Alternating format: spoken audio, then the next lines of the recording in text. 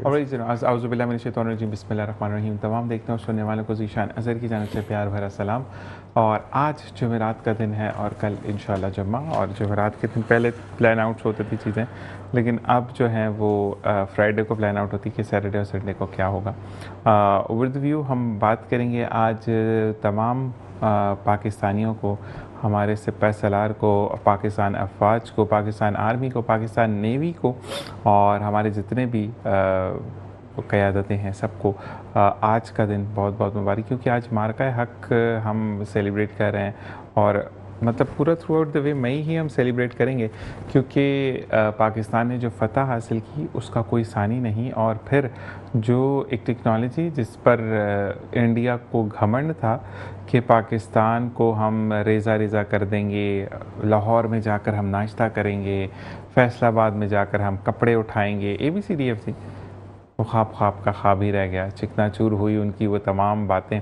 और फिर जो हमारे हाफिज़ साहब हैं, जनरल आसिफ मुनीर साहब, फील्ड मार्शल आसिफ मुनीर साहब, या पाकिस्तान का वो बेटा जो कि जान देना जानता है, उन्होंने ये ऐलान किया कि जो करना है कर लो। उसके बाद इंडिया की तरफ से जो है वो 3 अटैक्स हुए।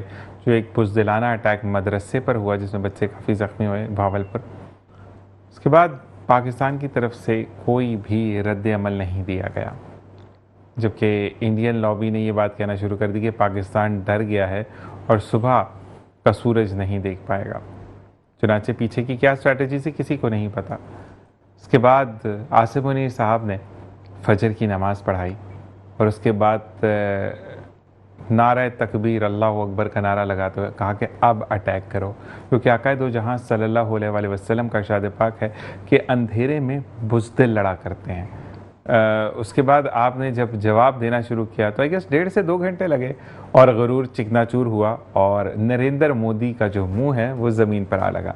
फिर हर जगह वाइट झंडे लहराए गए, सब मीम्स भी बने कि इनके पास तो कुछ नहीं था तो इन्होंने धोतियां खोलकर बांध दी कि लोग दूर से नजर आए कि हम अमन चाहते हैं। तो पाकिस्तान को किसी भी फोर्स से नहीं डराया जा सकता, क्योंकि पाकिस्तान का मतलब क्या, ला इलाहा इल्लल्लाह। इसी के साथ साथ हमें ज्वाइन इन किया है अब्दुल रज़ाक बाजवा साहब ने, जो कि जेट अलायंस के रूहे रवा हैं।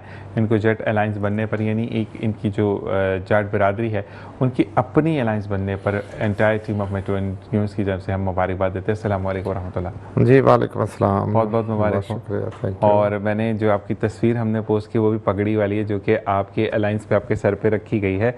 यानी आपकी पगड़ी, आपका शान और आपकी जेट अलायंस को अल्लाह तबारक व तआला दिन दुगनी रात चुगनी तरक्की अता फरमाए।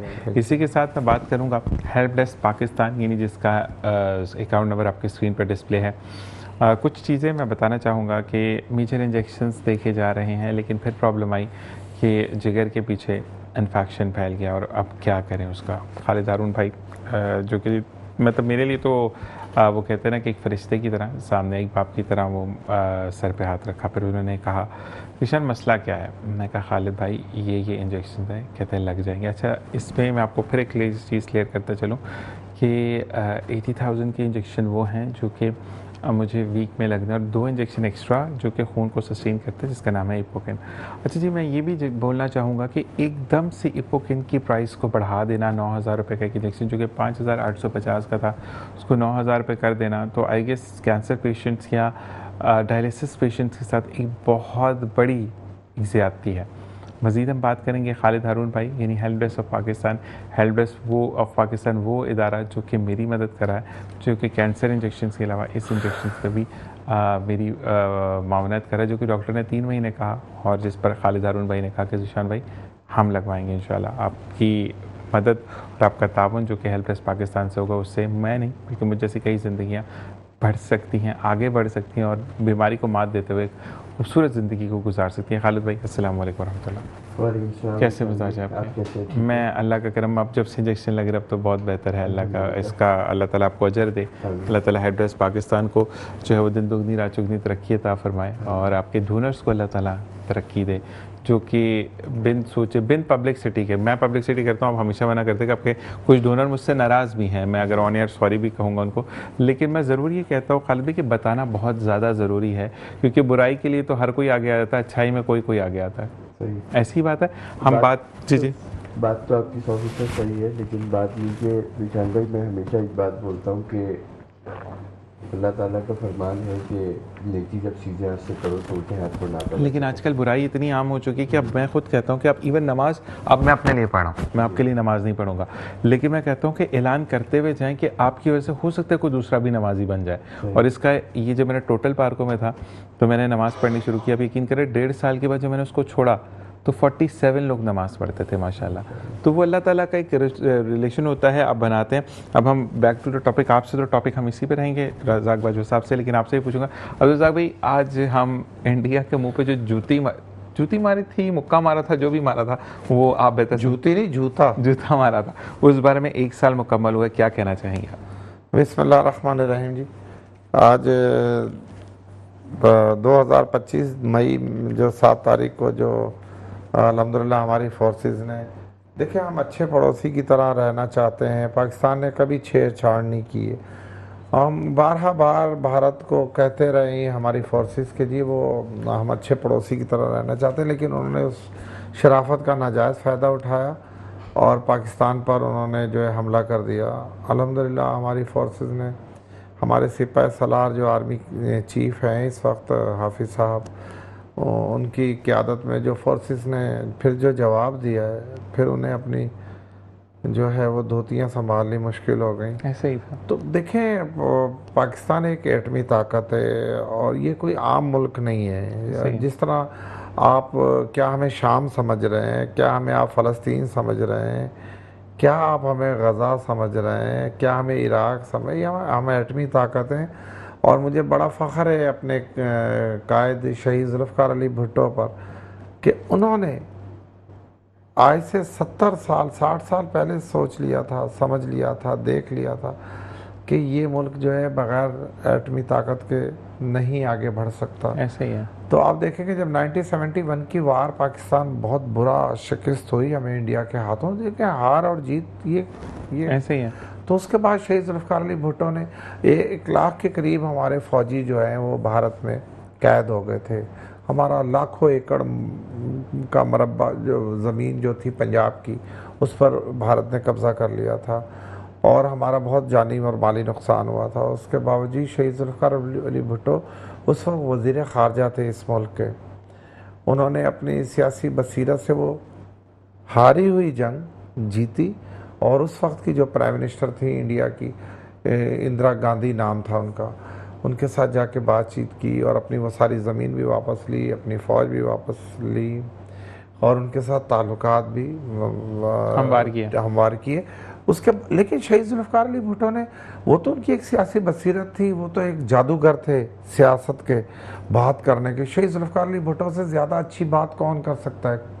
मेरा ख्याल है कि मैं कायद-ए-आज़म मोहम्मद अली जिन्ना के बाद तो ये कर, हम एक नाम बीबी को भी देंगे कि बीबी जो है वो बीबी देखें, बीबी तो शहीद की बेटी थी ना, अक्स था उनका। लेकिन जो शहीद ज़ुल्फ़िकार अली भुट्टो थे वो तो उन्होंने, आप देखें उनकी सियासी बसीरत देखिए, विजन दिए उन्होंने। कुवैत की अभी हम बात कर रहे थे तो लेकिन जब मैं आपको निशान भाई बताऊं कि जब वो वापस आए पाकिस्तान, जब ये सारा मामला इंडिया के साथ दुरुस्त करके, उन्होंने आकर ये ऐलान कर दिया कि यार सर उठा के जीना, सर झुका के जीना, इसमें बड़ा फ़र्क है। उन्होंने आकर एटमी ताकत बनने की ठान ली और उस पर काम शुरू किया और कुछ ही अरसे के बाद अल्लाह सुब्हान तआला ने 1973 में शहीद ज़ुल्फ़िकार अली भुट्टो को प्राइम मिनिस्टर इस मुल्क का बनाया। और जब प्राइम मिनिस्टर बने, उनके पास इक़्तिदार और इख्तियार आया तो उन्होंने पहला काम अपने बंगले बनाना शुरू नहीं किए थे कि डिफेंस में और लाहौर में मैं बंगले बना लूँ बाहर मुल्क में। उन्होंने एटमी ताकत पर काम किया। मैं उस वक्त के जो साइंसदान थे हमारे AQ खान, अब्दुल कदीर खान साहब और उनकी पूरी टीम को, शहीद ज़ुल्फ़िकार अली भुट्टो साहब की सियासी टीम को और AQ खान साहब की जो है उस वक्त की जो साइंसदानों की एक टीम थी, उन्होंने मिलकर काम किया और इस मुल्क को एटमी ताकत दी। उसी ताकत के बदौलत आपने देख लें 17 लाख फ़ौज है इंडिया की, 1.5 अरब लोग हैं, कितने वो अपने आप को फनेगीर समझते हैं। और हमारी फोर्सेस ने, मैं सलाम करता हूँ पाक फ़ौज को, मैं मुबारकबाद देता हूँ पाक फ़ौज को।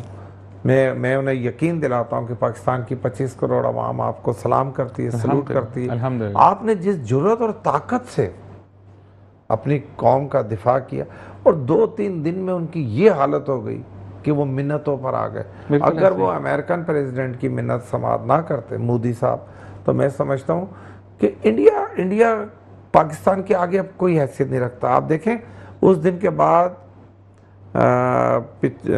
मार्का जब हमने किया, उस दिन के बाद से इंडिया की बोलती बंद हो गई।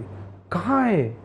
अब नहीं, फिर उन्होंने इल्ज़ाम एक और लगाया, लेकिन एक चीज़ मैं यहाँ पे और क्लियर करूँगा कि एटमी ताकत होने का क्या फ़ायदा है, वो ये कि जब नेतन्याहू ने पाकिस्तान का नाम लिया तो सिपह सलार ने क्या कहा कि हम फ़लस्तीन नहीं हैं, तुम एक बम मारोगे तो दूसरे बम जब हम चलाएंगे तो जो इजराइल है पूरी दुनिया के नक्शे से ही मिट जाएगा। निशान साहब, जब ही तो हम कहते हैं दीगर मामला, अगर थोड़े से हमारे ये करप्शन का खात्मा हो जाए इस मुल्क में, इसकी सिमत ठीक हो जाए, यहाँ थोड़ा सा मेरिट आ जाए, यहाँ पर थोड़ा सा इंसाफ, अदालत इंसाफ देना शुरू कर दें, तो खुदा की कसम ये किसी जन्नत से कम मुल्क नहीं है। अल्हम्दुलिल्लाह। आप देखें कि हमारे सिपह सलार ने क्या कहा। उन्होंने कहा कि दुनिया में 8 अरब लोग बसते हैं, अगर किसी ने हमारी तरफ आंख भर के देखा तो 4 अरब लोग तो हम अपने साथ ले जाएंगे, और जो पीछे 4 अरब बचेंगे ना, वो भी लूले लंगड़े काने बहरे गंजे बचेंगे, कोई इंसान का बच्चा नहीं बचेगा। ऐसा ही। और तो ये है आपकी ताकत, अल्हम्दुलिल्लाह। ये है आपकी फौज, ये है आपके। इस मौके पर जो मैं अपनी एयरफोर्स को भी सलाम करता हूँ, पाक नेवी को भी हम सलाम हमेशा करते हैं। पाक नेवी को भी, ये सारे देखें हमारा हिस्सा है, यही तो हमारे स्टार हैं, यही तो हमारे बहादुर हैं। उन्होंने ये मिलकर लड़ी। लेकिन एक बात यहाँ पे हम उनको भी, अब्दुल रज़ाक भाई, फिर मैं खालिद भाई की तरफ आता हूँ, कि इंडिया के अंदर जब मार्का हक हम जीत रहे थे, उस वक्त इंडिया के अंदर जहाँ जहाँ हमने रिटेलिएट किया, जहाँ पर हमारी फोर्सेस का बॉम्बिंग हुई, वहाँ पर डकैत बड़े सरे फहरिस्त रहे, चोरियाँ डकैतियाँ बहुत हुई। जबकि हमारा अल्हम्दुलिल्लाह, मैं ये कहता हूँ कि कच्चे का इलाका बड़ा बुरा इलाका है, वहाँ पे आप जाते हैं, आप लुट जाते हैं। और कच्चे के उन्होंने कहा कि तुम पाकिस्तान फोर्स के पास तो तुम बाद में आओगे, पहले हमसे तो निपटो। और उन दिनों 5 दिन पाकिस्तान के अंदर ना चोरी हुई, ना डकैती हुई, ना स्नैचिंग हुई, क्योंकि उन्होंने भी कहा। चले हम उनको तो शाबाश नहीं दे सकते कच्चे के डाकुओं नहीं, को, लेकिन ये है कि जाहिर है वो पाकिस्तानी डाकू इसलिए आपको अच्छे लग रहे हैं। नहीं, मकसद ये है कि उन्होंने यही कहा ना कि हाँ, इंडिया, जज्बात ये, देखिए जज्बात ये थे कि उन्होंने कहा कि इस वक्त पाकिस्तान को बचाना, और पाकिस्तान को बचाने के लिए फोर्स से पहले हम आगे जाएंगे। तो जहां पर बुराई है वहां अच्छाई भी करनी जरूरी है। निशान साहब, इस मुल्क की आवाम के जो जज्बात है, चाहे वो डाकू हो, चाहे वो करप्ट हो, चाहे वो, अब आगे टीवी चैनल पर ऐसी सख्त बातें नहीं, लेकिन जब मुल्क के पाकिस्तान की बात होगी तो फिर तो हमारी सारी बातें खत्म हो जाती हैं, हम खुद वो वाली चीज़ है ना कि जब हमने जंग के दौरान हमने जो शोज किए थे, तो आपके भी वर्ड्स थे कि आज मैं तो रेडी बैठा हूँ, मुझे कब बुलाएंगे। तो ये हमारे जज्बात थे, और हम अल्हम्दुलिल्लाह हम कुर्बान होने को तैयार हैं। बिल्कुल ऐसे ही है। अपनी धरती। खालिद भाई आपकी तरफ आते हैं, आप क्या कहना चाहेंगे इस बारे में, फिर मैं आता हूँ। मैं भी तमाम डिफेंस फोर्सेस को जो है मुबारकबाद दूंगा, और आवाम की जानिब से जो सपोर्ट हम दे सकते हैं अपनी डिफेंस फोर्सेस को, अपने सिपह सालार को, अपनी क़यादत को, वो उसमें कोई कमी बेशी नहीं है। और दो मतलब बहुत सारे ऐसे लोग आए जिन्होंने चाहा, जो कि मैं कहता हूँ कि डिफरेंट एंगल से उन्होंने हमें बदजन करने की कोशिश की फ़ौज से। तो बहरहाल अल्लाह ताला उनको भी हिदायत दे। और जो बदनीयत, लेकिन सर जिन्होंने भी पाक फौज से आवाम को बदजन करने की कोशिश की, उन्होंने बहुत जल्द अल्लाह ने उनको, जी मैं यही अर्ज कर रहा हूँ कि देखें, हमें अल्लाह ताला ने जहन्नुम जो है ना मुसलमानों से नहीं भरनी, सही है ना। तो हमारे जो मुसलमान भाई हैं उनको मैक्सिमम दुनिया में ही उनके किए का अजर मिलना है। तो सुभान अल्लाह, ठीक है ना।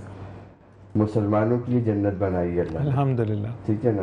तो उसके लिए जो हम गलत काम इस ज़मीन पर करेंगे, उसका मैक्सिमम खमियाजा भी हम इस ज़मीन पे ही भुगतेंगे। बिल्कुल ऐसा ही है, ठीक है ना। तो अल्लाह ताला हमारे मुल्क को, हमारी फ़ौज को, और दुनिया में एज आ सितारा, एज आ हाइटेड जो कंट्री है as a super power, as a nuclear power, वो डेफिनेटली लोग मीडिया पे बातें तो बहुत करते हैं कि हम ये कर देंगे वो कर देंगे, लेकिन हिम्मत किसी में नहीं है। ऐसे ही है। ठीक है ना। अगर आप थोड़ा सा आजकल जो ईरान वॉर का जब से सिलसिला चल रहा है, तो आप देखेंगे कि बहुत से अरब कंट्रीज़ जो जहाँ पे अमेरिकन्स ऑलरेडी बैठे हुए हैं, वो उनकी फोकस पाकिस्तान की तरफ है। तो उनको पता है कि एंड ऑफ द डे अगर ज़रूरत पड़ी तो ये लोग हमें सपोर्ट करेंगे, और डेफिनेटली करना भी चाहिए बीइंग अ मुस्लिम। तो बहरहाल अल्लाह ताला अमान में रखे आमीन। हमें भी और हमारी तमाम जो डिफेंस फोर्सेस है, बिल्कुल ऐसे ही है। जनरल साहब को भी, जो आसिफ मुनीर साहब हैं फील्ड मार्शल, उनको भी, और आगे आने वाली तमाम जो क़यादतें हैं उन सबको। और डेफिनेटली जैसे भाई ने बोला कि हमारे मुल्क से अगर करप्शन ख़त्म हो जाए, तो मैं चूँकि पर्सनली बहुत कंट्रीज़ में घूमा हूँ काम की नौयत से और मुख्तलिफ प्रोजेक्ट्स के हवाले से, पाकिस्तान जैसा मुल्क दुनिया में नहीं। दुनिया में नहीं है। सुभान अल्लाह। ठीक है ना। सिर्फ यहाँ लोग रहना क्यों नहीं चाहते, या जो लोग यहाँ हैं वो यहाँ से भागना क्यों चाहते? करप्शन करप्शन करप्शन करप्शन, बिल्कुल। सिक्योरिटी नहीं है, बस ये वजह है। बाकी यहाँ पे ऐसी कोई चीज़ सर नहीं है। सिक्योरिटी भी है अल्हम्दुलिल्लाह। मैं कहता हूँ कि जिस तरह हमारी फोर्सेस जो हैं, हमारे इदारे, और ख़ास तौर पे हाफिज़ मुनीर साहब जो हमारे आर्मी चीफ है, मैं उनसे गुजारिश करता हूँ आपके तवज्जो से, हम सब मिलकर, कि मैं कहता हूँ कि खुदाया हमने दिफाई जंगें तो जीत रहे हैं, लड़ रहे हैं, एक अगर करप्शन के ख़िलाफ़ जंग में अगर आप अपना किरदार अदा कर दें तो तारीख़ में हमारे जो सिपाही सलार को याद रखें। ये जो जड़े कर गई है ना करप्शन, आप लूटा हुआ माल पैसे वापस निकाल लें और करप्शन पर कोई ऐसे कवानीन पास करवा लें असम्बली से, वो कि कोई सियासतदान, कोई ब्यूरोक्रेट, कोई लाडला नहीं है जो करप्ट करे, उस पर क्रॉस दी बोर्ड आप सख्त कानून कर दें, आपका मुल्क ऐसे खड़ा होगा जैसे। सर कानून तो है, सिर्फ सर वो देखें ना, कानून सब है, बिल्कुल ऐसे ही, बिल्कुल ऐसे। अच्छा, अब हम बात करेंगे खालिद भाई कि एकदम से जो प्राइजेस को हाइक कर दिया गया और पैरामेडिकल स्टाफ का थोड़ा सा बिहेवियर पे अगर हम बात करें, क्योंकि मैंने क्या कहा कि 3 इंजेक्शन मतलब वीक में, एक तो नॉर्मल इंजेक्शन जो लग रहे हैं वो, और जो अभी डॉक्टर ने प्रिस्क्राइब किया, उसके बाद 2 एपोकेन एक्स्ट्रा, एक तो उसके साथ ही लगता है जो लगता है, तो अप्रॉक्सीमेटली जो पहले ख़र्चा 85-90 का था वो डायरेक्ट 1 लाख पे चला गया। तो वो शख्स कहाँ से अफोर्ड करेगा एकदम से हाइक जो कर देते हैं प्राइजेज़ में, और फिर 100, 200, 300 नहीं, 1.5, 2, 2.5 हज़ार बढ़ाते हैं। क्या कहेंगे इस बारे में? निशान भाई देखिए, ये अगेन हम वापस उसी बात पर आते हैं कि करप्शन सही है ना। करप्शन जब तक इस मुल्क में रहेगा, देखिए दुनिया में किसी भी मुल्क में आप चले जाए ना, दवाओं में और जो दूध या इस टाइप की जो चीज़ें होती है ना, वो मैक्सिमम सब्सिडाइज होती है। ऐसे ही है। ठीक है ना। अगर कोई इंजेक्शन की प्राइस यहाँ बढ़ी है तो हो सकता है दुनिया में और जगह ही बढ़ी हो, लेकिन उन पर प्राइस बढ़ाई नहीं जाती क्योंकि गवर्नमेंट उसको सब्सिडाइज करती है। भाई ये चीज़ 100 रुपए की है तो आवाम को 50 की पहुँचनी चाहिए। जो हम लोग टैक्सेस देते हैं, जो हम लोग टैक्सेस पे कर रहे हैं, वो गवर्नमेंट कहाँ इसको यूटिलाइज कर रही है? ऐसे ही है। सही है। वो सब्सिडाइज इन्हीं सब चीज़ों में होनी चाहिए। देखिए सड़क बनना, सफाई होना, ये रोज़मर्रा के काम है, और दवाई उस रोज़मर्रा के काम को इम्प्लीमेंट करने के लिए आपकी सेहतयाबी सबसे पहले इम्पोर्टेंट है। ऐसे ही है। ऐसे ही है। कोई आदमी भी मतलब जो कोई माशरा सर तरक्की नहीं कर सकता, सेहतयाब माशरे तरक्की करते हैं, बीमार माशरे तो मर जाते हैं, मर जाता है। और वही हमारे यहाँ हो रहा है। आप देख लें कि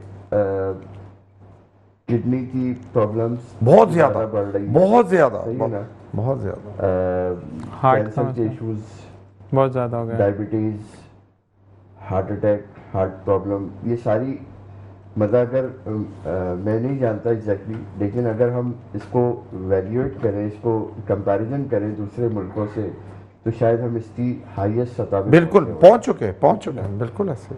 मतलब कोई भी बीमारी आप उठा लीजिए, नज़ला खांसी उठा लीजिए, तो हमारी 90% आवाम जो है वो उसका शिकार है डेली बेसिस पर। ऐसे ही उसकी है। रीज़न क्या है? डस्ट, पोल्यूशन, फलाना ढमकाना, अच्छी खुराक नहीं। सर खुराक में मिलावट, आप देखिए, आपको ऑयल जो है, दूध है, ऑयल है, आटा है, सर या आटा दूध तो फिर हम खरीदते हैं, तो फ्री में पानी आता है नल वो- में, वो सही नहीं वो है, ठीक। सही ना। और उसका आप भरपूर पैसा पे करते हैं ना, तो आपको दो पैसे पे करने पड़ रहे हैं। एक जी तो हाँ। आपको वाटर बोर्ड का बिल भरना है, और एक और दूसरा purchasing- आपने परचेज करके वो purchasing पानी अपने बच्चों को पिलाना जी है। हाँ। तो बात सारी घूम फिर के वहीं आकर खड़ी हो जाती है कि जब तक हमारे मुल्क से करप्शन का खात्मा नहीं होता। अच्छा, एक मसला ये है कि चले एक तो तबका है जो करप्शन कर रहा है, असर रसूख वाले लोग हैं, वट एवर जो भी। नीचे लेवल पर भी जब आप आ जाते हैं ना, जैसे आपने पैरामेडिकल स्टाफ का बोला, मेरा भी बिल्कुल रिसेंट कल का एक्सपीरियंस है कि हमें एक बच्चे के लिए पैरामेडिकल स्टाफ की ज़रूरत पड़ी, उसको कुछ सक्शन की ज़रूरत थी, तो वालदैन अफोर्ड नहीं कर पाए, हॉस्पिटल से उनको घर ले आए, पैरामेडिकल स्टाफ को कहा कि भाई डेली आना और इसको रिमूव करना, सक्शन करना। वो 8,000 रुपीज़ पर विजिट चार्ज कर रहा है। ठीक है भाई, 10 मिनट, 20 मिनट, आधा घंटा, 1 घंटा लगता होगा उसका। उससे मेरी कन्वर्सेशन हुई, मैंने कहा भाई सैलरी कितनी देते हैं हॉस्पिटल वाले? कहना 45,000।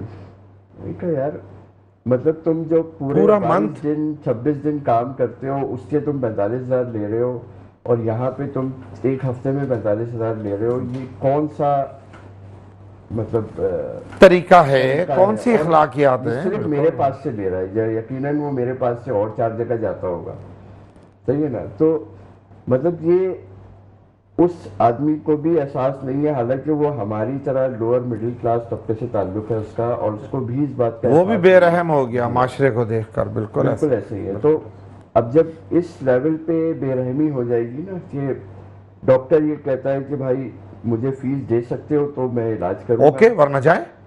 वरना आप सीधी वो बात कहता है जाके बाहर रखें इस बॉडी को, वो जी जो जिंदा इंसान होता जी है, हाँ। वो कहता है दफा हो जाओ इसको। बल्कि दफा हो। उन्होंने तो आजकल मैं माफी चाहता हूँ वक्त जी, आपका, sure। उन्होंने स्टाफ रख लिया है ऐसा। जी हाँ, ये मरे हुए की लाश नहीं देते हैं, और जो मरने वाला शख्स हो उसे दवाई की, मेडिसिन की जरूरत होती है, सर वो उसे बाहर इसको कंटिन्यू करते हैं खालिद भाई, एक ब्रेक का कहा जा रहा है, ब्रेक से वापस आते फिर यहीं से कंटिन्यू करेंगे। देखते रहिए मुस्कुराती सुबह विद ज़ीशान नज़र।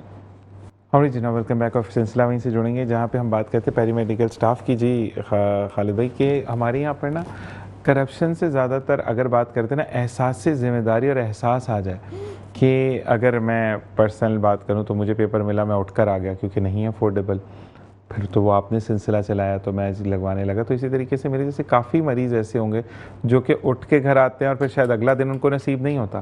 बिल्कुल ऐसे ही है निशान भाई, बिल्कुल ऐसे ही है, क्योंकि इतनी एक्सपेंसिव दवाएं हैं, इतनी एक्सपेंसिव है कि मिडिल क्लास आदमी, या मैं कहता हूँ अपर मिडिल क्लास आदमी को भी जब अगर कोई डॉक्टर दवा उसका लिखे ना, बजट आउट तो हो जाता है, वो एक परेशान दफा हो सोचता जाता है। कि यार ये दवाएं मैं खरीदूं या इसके बगैर गुजारा हो सकता है। ऐसे ही है। मतलब ये इतना कॉमन जुमला हो गया है कि लोग डॉक्टर से पूछते हैं कि सर ये सारी दवाएं लेना ज़रूरी है, या मुझे हमें 2 दिन की कर दें, 1 दिन हाँ। की कर दें। जी बिल्कुल जी। ऐसे ही है। Exactly। मतलब वो किसी तरह से उस जो प्रिस्क्रिप्शन है उसको मिनिमाइज करवाने की कोशिश करते हैं या करने की कोशिश करते हैं। वो डॉक्टर से नहीं मसला होता तो फार्मासिस्ट के पास जाते हैं, उससे बोलते हैं कि भाई इसमें से कौन सी दवा ऐसी है जो मैं ना खाऊं तो गुजारा हो जाएगा, बिल्कुल ऐसे, सही है ना। बिल्कुल तो जब अपर मिडिल क्लास का ये हाल है तो लोअर मिडिल क्लास और जो गरीब तबका है वो कहाँ जाएगा। ऐसे ही है। और इसी वजह से हमारे यहाँ एक बड़ी प्रॉब्लम क्रिएट होती जा रही है कि लोग दवाएं नहीं खाते, लोग चले जाते हैं मुख्तलिफ किस्म के जो लोग नीम हकीम, नीम हकीम खतरा जान जिसको बोलते हैं, उनके पास कि भाई इसका कोई alternate मुतबादिल दें, मुतबादिल हाँ। दे दो। उस चक्कर में मैं पर्सनली जितने लोगों को जानता हूँ जिन्होंने दवा ना खा के वो चीज़ें खा के अपनी लाइफ को ख़त्म कर दिया, खत्म कर लिया, या अपने जो छोटा सा मामला था उसे बहुत उसको बहुत ज्यादा बड़ा कर दिया। फिर वो ठीक होने के लायक नहीं लेकिन रहा। खालिद अहमद भाई, यहाँ पर एक सवाल ये भी आता है, फिर मैं आपकी तरफ दोबारा तो अब्दुल रज़ा भाई, क्योंकि आप पाकिस्तान पीपल्स पार्टी के रहनुमा हैं, हमारे यहाँ पर आपने भी खालिद भाई देखा होगा कि पेट्रोल 108 बैरल हुआ तो एकदम से प्राइजेस को हाइक डाल दी गई और 400 रुपये पेट्रोल, 20 पैसे कम 400 रुपये पेट्रोल है। अब तो कम हुआ, 3 दिन हो गए, दूसरा दिन है ना आज, कम क्यों नहीं करे? देखें निशान भाई, बातें हैं, मैं तो सीधा साधा सा आदमी हूँ, मुझे जो ये आंगी बांगी मारनी नहीं आती हैं। बात ये है कि आप हम पूरी कौम ये सोच रही है कि जी हम सस्ताई नीचे आनी चाहिए महंगाई से। आप देखें कि आपके मुल्क में करप्शन का जिस कदर अरूज है, कोई इदारा करप्शन को रोकने के लिए मैदान में है? नहीं। मैं आपसे सवाल करता हूँ, नहीं। क्या ताकतमंद इदारे करप्शन को रोकने के लिए मैदान में है? नहीं। क्या सुप्रीम कोर्ट करप्शन को रोकने के लिए मैदान में है? नहीं। क्या एंटी करप्शन अपना काम कर रही है? तो जनाब, करप्शन पर सारे इदारे मुत्तहद और मुनज़्ज़म हैं। ऐसे ही है। और मैं तो आपके चैनल के तवज्जुह से इस कैमरे के सामने गुजारिश करता हूं कि अगर आपने करप्शन को इसी तरह बेकाबू रखना है, यानी जो भी ताकतमंद लोग हैं, चाहे वो सिविलियन हैं या चाहे वो इदारे के लोग हैं, जनाब आपको जंग इसी तरह से एक जंग करनी पड़ेगी जैसी आपने ये मारकाए हक किया, मारकाए हक किया। आपको करप्शन के खिलाफ ये जंग करनी पड़ेगी। अब देखिए, टोटल आपका जो मुल्क है वो महंगाई पे तो चल रहा है। यार मुझे बताओ कि 5 लाख रुपए तोले सोना है। 1 तोला सोना कोई अपनी बेटी को देने के लायक नहीं रहा। ऐसे ही है। ये अरबाब इख्तियार को सोचना चाहिए। इस 25 करोड़ अवाम की जो बद्दुआएं हैं ना, ये कैसे बर्दाश्त करेंगे? ऐसे ही है। कि बर्बाद हो जाएंगी नस्लें, ऐसे ही है। बर्बाद हो जाएंगी। मैं आपको कह रहा हूं, जिस कदर लोग गुर्बत के नीचे जा रहे हैं, कोई अपनी बेटी को सोना देने के लायक नहीं रहा यार। कोई अच्छा खाना खिलाने के लिए अपने बच्चों को कोई अच्छा घर नहीं बना सकता, कोई अपने घर को रंग नहीं कर सकता, कोई जूता नया नहीं पहन सकता। यार ये क्या हो रहा है? और उसके बाद जो है वो करप्शन लागू है, बिल्कुल वो अपनी जड़ें मजबूत कर गई। ये देखें कि जब आपका सब कुछ करप्शन की नजर हो जाता है तो आपको पेट्रोल कैसे सस्ता करेंगे?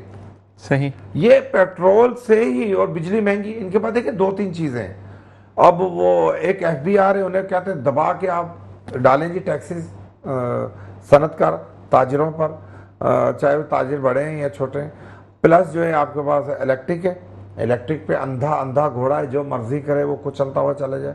फिर आप आ जाएं जो है आपके पास पेट्रोल डीजल। देखिए ये ऐसी चीजें हैं जिसके बगैर आपका जिंदगी गुजारना पॉसिबल ही नहीं है। ऐसे ही आप जी नहीं सकते ना। आप अब मैंने आपके ऑफिस आना था तो मैं कैसे आता? मैं पैदल आता तो फिर सुबह मुझे फजर का टाइम निकलना पड़ता। ऐसे ही है। ऐसे ही है। तो बात दरअसल ये है कि प्राइम मिनिस्टर साहब बहुत अच्छा काम कर रहे हैं, हमारी पूरी पार्टी की सपोर्ट उनको हासिल है। लेकिन मैं एज ए पाकिस्तान पीपल्स पार्टी का कारकुन, हालांकि लोग पाकिस्तान पीपल्स पार्टी पे मुंह भरकर इल्ज़ाम लगाते हैं और होंगे भी, ऐसा नहीं है कि हम कोई दूध के धुले में। हो सकता है कि हम में कुछ लोग ऐसे हों भी जिन्होंने करप्शन की हो या कर रहे हो। मैं एज ए वर्कर, शहीद जुल्फ़िकार अली भुट्टो का वर्कर होने के नाते, शहीद बेनज़ीर भुट्टो साहिबा का वर्कर हो, मैं अपील करता हूँ, मैं आर्मी चीफ से अपील करता हूँ, खुदाया अगर आपने महंगाई को नीचे लाना है, आपने लोगों के लिए आसानियाँ करनी, तो यार ये करप्ट लोगों के कौन कह रहा है इनके खिलाफ हाथ ना डालें? कौन कह रहा है इनके गलों में फंदे ना डालें? ऐसे ही। कौन कह रहा है इनके लिए इतना खूबसूरत ग्राउंड आप हमेशा के लिए जो है रखें? आप करप्शन रोक लें, अदलिया भी ठीक हो जाएगी। हम इसकी मिसाल ऐसे लेते हैं ना कि बांग्लादेश में हसीना वाजिद ने एक अरसे तक हुक्मरानी की और फिर जो उनका दिल चाहता जिसको मरवा देते, लेकिन जब अवाम खड़ी हुई तो फिर हसीना वाजिद का नामो निशान नहीं है। देखिए अब जिशान साहब, अवाम क्या करे? अवाम पाकिस्तान की बड़ी मजलूम है, बड़ी सीधी सादी है। इमरान खान ने ख्वाब दिखाया कि जी मैं कायदे आज़म मोहम्मद अली जिन्ना के बाद नया पाकिस्तान आपको दे रहा हूँ। लोग गए उसकी तरफ, लोगों ने पूरी उसको सपोर्ट दी। वो साहब खुद करप्शन का दलदल में डूब गए। तो बात असल में ये है कि अवाम, अब हम ये तवक्को कर रहे हैं कि अवाम निकली ना, अवाम अपने, जब अवाम को एक किरण नजर आई, एक रोशनी नजर आई, अवाम निकली थी, लेकिन मायूस किया क़यादतों ने, मायूस किया, बल्कि मायूस क्या किया कि कुछ डिलीवर नहीं किया।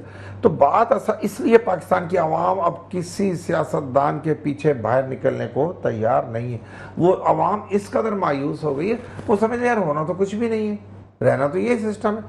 तो इस मायूसी को दूर करने के लिए प्राइम मिनिस्टर साहब को, पाकिस्तान पीपल्स पार्टी की आला क़यादत को, आर्मी चीफ को बैठना चाहिए और खुदाया कुछ ऐसा कर जाओ, कुछ ऐसा कर जाओ। देखिए अब जो करप्शन है वो लागू हो चुकी है, वो एक कानून की शक्ल इख्तियार कर चुकी है। आप कहीं चले जाएं, सरकारी लोग तनख्वाहें तो ले रहे हैं, मराद तो ले रहे हैं, पेंशन तो ले रहे हैं, और उसके साथ साथ वो जो काम करने के लिए ऑफिस में आता है, चाहे वो एक छोटा ऑफिसर है, चाहे वो ग्रेड 22 का एक बड़ा ब्यूरोक्रेट है, वो ये समझ कर आता है कि मुझे अब पैसे कम है, मैं इस सीट पर बैठ के पैसे कमाने के लिए आया हूँ। तो खुदाया इस तरह कंट्रियां नहीं चलती, इस तरह मुल्क नहीं चलते। लोग महंगाई के नीचे आ रहे हैं। लोगों ने अपने बच्चों को एजुकेशन देना सर छोड़ दिया। खालिद साहब बिल्कुल आप अच्छे, अच्छा अगर आप गवर्नमेंट के स्कूल में पढ़ाएंगे तो आपका बच्चा अनपढ़ हो जाएगा। अच्छा अगर आप किसी प्राइवेट इदारे में पढ़ाते हैं तो आपके पास वसाइल नहीं है, आपके बच्चों की जो कद काट है वो नीचे जा रहे हैं, उनकी हेल्थ डैमेज हो रही है। आपकी जो हाइट एक 18 साल के बच्चे की होनी चाहिए, वो उसकी अब हाइट नहीं आ रही। हाइट बिल्कुल ऐसे ही है कि आप अच्छी खुराक नहीं दे पा रहे हैं अपने बच्चों को, आप दूध नहीं पिला पा रहे हैं, आप उनको गोश्त नहीं खिला पा रहे हैं। अब्दुल रज़ा भाई यहाँ पे ब्रेक का कहा जा रहा है, हमें कुछ चीज़ों की तरफ जाना है, वापस आते हैं, आपसे मजीद बात करते हैं। देखते रहिए मुस्कुराती सुबहावत ज़ीशान सर। और वेलकम बैक। और अब्दुल रज़ा भाई जो कन्वेंशन आपकी हुई उस बारे में मैं जानना चाहूँगा।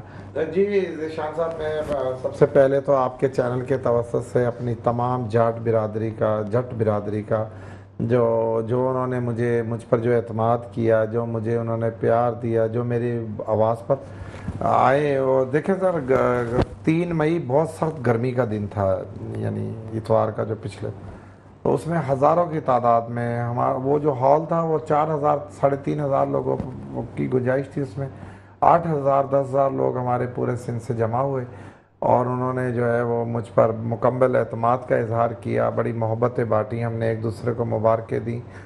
तो मैं बड़ा कामयाब रहा जी। ये सारा मेरी बिरादरी का, मेरे जट बिरादरियों का मुझ पर एतमाद है और इंशाल्लाह मैं अल्लाह सुब्हान तआला से ये दुआ करता हूँ कि मुझे इस एतमाद को, जो प्यार और एतमाद उन्होंने मेरी कौम ने मुझ पर किया है, अल्लाह मुझे इतनी क़ुव्वत और ताकत बख्शे, मुझ में इतना मेरा ईमान रहे कि मैं उनकी तवक्कुआत पर पूरा उतर सकूं।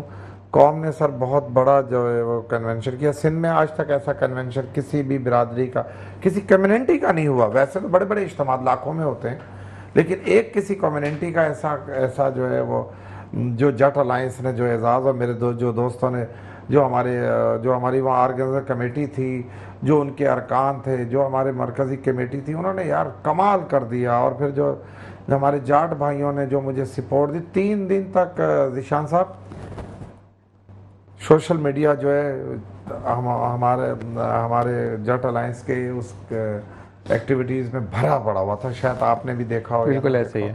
तो ये बड़ा कौम का एतमाद है और मैं उनका शुक्रिया अदा करता हूँ अपनी कौम का, आपके चैनल के तरफ। जज़ाकल्लाह। बहुत बहुत हम भी मुबारकबाद देते हैं आपको, क्योंकि हम अक्सर अगर बात करें तो ज़िंदगी में जहाँ अच्छाई की बात होती है, जहाँ बुराई की बात करते हैं, वह अच्छाई की भी बात करनी बहुत ज़्यादा ज़रूरी है। और इसी के साथ साथ खालिद भाई, आप तो अगले सेशन में हमारे साथ हैं और यहाँ पर ब्रेक की तरफ हम बढ़ रहे हैं आहिस्ता आहिस्ता, लेकिन मैं ज़रूर ये कहूँगा आपको कि साथ साथ जो भी लोग, अच्छा अब्दुल रज़ा भाई, जो जाट अलायंस है वो आपकी पर्सनल जितने जाट बरादरी है उनके मसले मसाइल को हल करेगी, ठीक है? हुआ ये है ना ज़ीशान भाई, मैं है टाइम? जी बिल्कुल, 1 मिनट है।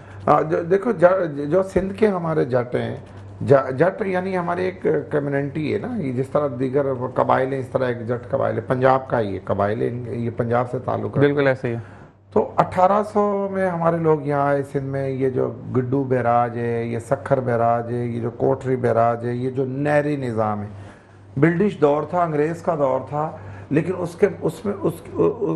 फिर सिंध की जो सरजमीन थी ये ज़्यादा बंजर थी। यहाँ पर रेत के टेले होते थे, टिब्बे होते थे, कच्ची ज़मीन होती थी, यहाँ पर इतनी ये आबाद नहीं थी। तो ये हमारी बिरादरी को पंजाब से अंग्रेज़ ने बज़ोर ताकत यहाँ लाया, गिरफ्तार करके सिंध लाया और इस सरजमी को कहा कि आपने इसमें यहाँ और फिर हमारे लोगों को उन्होंने ज़मीनें भी अलाट की कि जी आप ये ज़मीनें लें, इसे आबाद करें, ये आपकी हुई।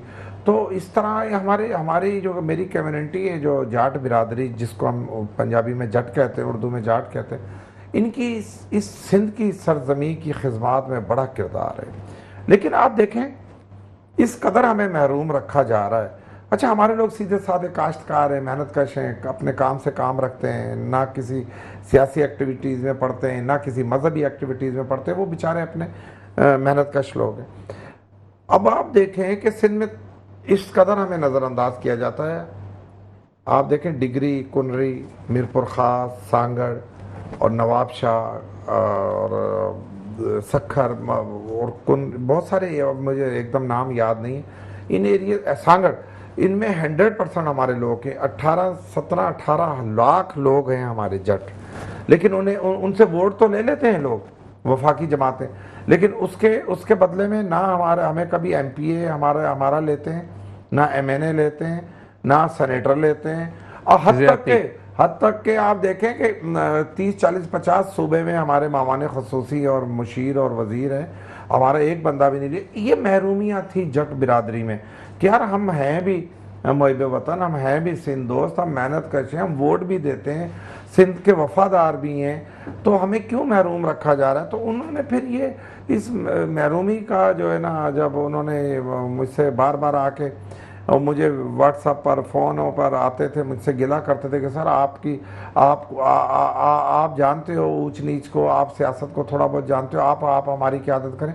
तो उनके इसरार पर फिर मैंने ये क़यादत कबूल की। और जब मैंने उनको कहा कि आप इकट्ठे हो जाएं, मुत्तहद हो जाएं, अपने वोट को एक करें, तो उसके बाद हम इंशाल्लाह ये सारी चीज़ें आपको लेकर। लेकिन इनकलाब तभी आता है जब आप मुत्तहद होते हैं। हमारे यहाँ पर एक चीज़ मैं जट अलायंस के बारे में बात करूँगा कि अगर ये अलायंस बनी तो इस वजह से कि आपको अगर पैगाम दिया गया तो आपने कहा यकजहत होंगे तो बात बिल्कुल। हमारे यहाँ पर यकजहती नहीं है। प्रॉब्लम क्या, खालिद हारून भाई आपकी तरफ आते हैं। हमारे यहाँ पर अगर अब्दुल रज़ाक भाई ने एक बात की, अच्छा वो मुझे अच्छी लगी तो अच्छी है, लेकिन अगर मुझे बुरी लगी तो मैं इनके अगेंस्ट हूं। हर कोई अपनी जात में है ना जी, वो चाहता है मैं जो कह रहा हूँ वो हरफे आखिर है। क्या कहेंगे इस हर आदमी जो है ना वो पर्सनल हो जाता है, हमारे यहाँ पे पर्सनल लेता है कि और अकले कुल समझता है वो कि जी मैं ही हूँ बस वो बिल्कुल ऐसा ही है कि हर आदमी अपने आप को कि भाई जो मैं कह रहा हूँ दैट्स फाइनल। और चीज़ ये कि मैं ये कहता हूँ अगर सामने वाली की बात अच्छी है तो आप उसको प्रोजेक्ट करें, उसको चाहे वो आपका मुखालिफ ही हो, चाहे वो आपको अच्छा ना लगता हो। बिल्कुल ऐसा ही है, बिल्कुल ऐसा। इसमें शायद मैं गलती पर हूँ, बड़े बुजुर्गों से मैंने सुना है कि बात इंपॉर्टेंट है, बात। अच्छा जी, खालिद भाई यहाँ पे ब्रेक का काजर है, ब्रेक के बाद वापस आते हैं, फिर इसको कंटिन्यू करेंगे। देखते रहिए मुस्कुराती सुबह विद सी शान।